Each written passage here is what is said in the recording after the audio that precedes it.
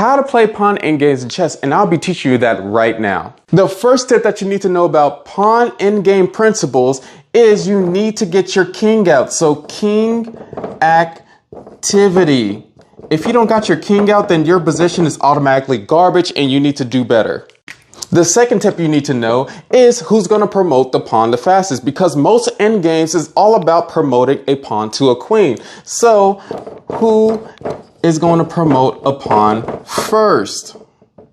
And whoever's promoting their pawn first usually wins that endgame. A third tip that you need on pawn endgame principles is that it's either a won, lost, or drawn position. So before you get into this position, you should already be calculating concrete variations on if it's a won, lost, or drawn position. And if it's a lost position, you shouldn't even be calculating that part. No, it should either be won or drawn. If you lose a position after getting into a pawn king variation or this position right here, then you didn't calculate it right, and you need to practice up on those type of pawn endgames. And so those are the 3 tips that we're going to be following after we do this puzzle. Let's go over this puzzle right quick. First of all, black decided to play the move d4, which is an instant loss for the black pieces. Let's figure out why though. In this position, and let's go over the principles. Our first principle we got is king activity. Who has more king activity in this position? Well, we got our king on f2 and they got their king on f4. Clearly they have more activity, but our king is stopping this h pawn from promoting, and our king is stopping this d pawn from promoting if they move up even more. And so this gives us time, since they did d4, to kind of check on our pawns and see which pawns is going to promote faster. And that goes into our second principle in chess. The second principle that we're going to be going over is promoting pawn. Who's going to promote their pawn first? Well, the black pieces, they got this d4 pawn and this h3 pawn, but they're not going to be promoted anytime soon because our king on f2 is doing a lot of defense. And so, and plus it's our turn anyway. We got this c3 pawn, we got this b5 pawn, we got our a5 pawn.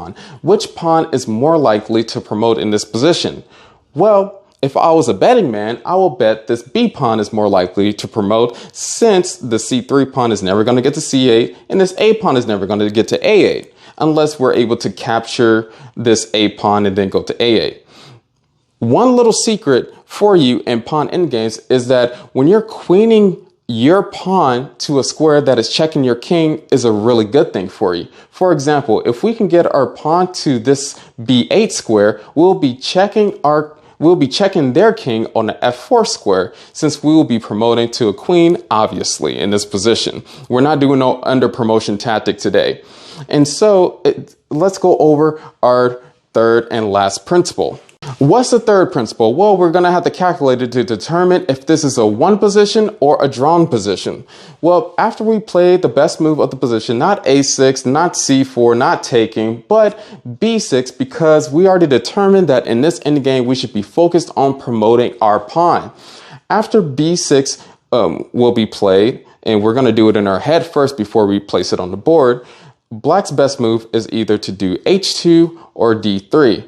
After they play d3, we can play b7, and either pawn move that they play, we're going to be promoting our pawn to a queen, checking our opponent's king, and that gives us enough time to stop our opponent's threats, especially if they do the slow move d3. So they will be forced to do the move h2.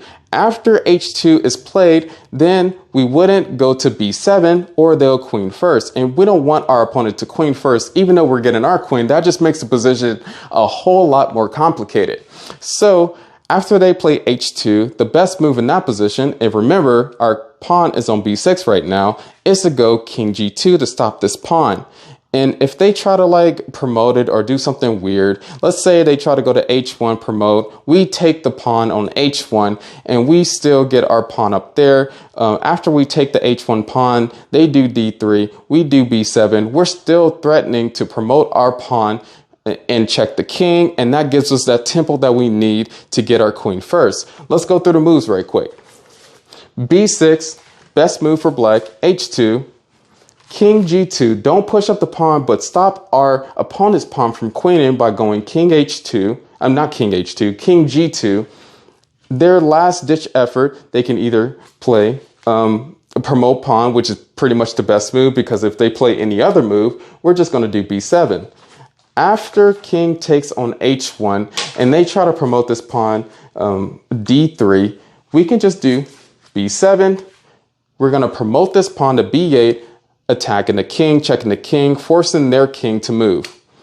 Even if they try to move their king out the way, we're still going to queen first, and we can stop our opponent. Let me get the queen just to make it real for y'all. We can stop our opponent from queening this pawn on d3. Even if they play d2, we're close enough to get in the middle of it, and we can bring our queen to, we can do moves like e5, g3, and etc. And this is a whole nother complicated position to get our king and queen close enough to capture this d2 pawn. But these are the principles that you need to be looking at if we have enough king activity, who's promoting their pawn first, and to calculate if it's a won or drawn position. And this is definitely a good example. Rewatch this video if you need to. And hey, put your questions down below in the comments.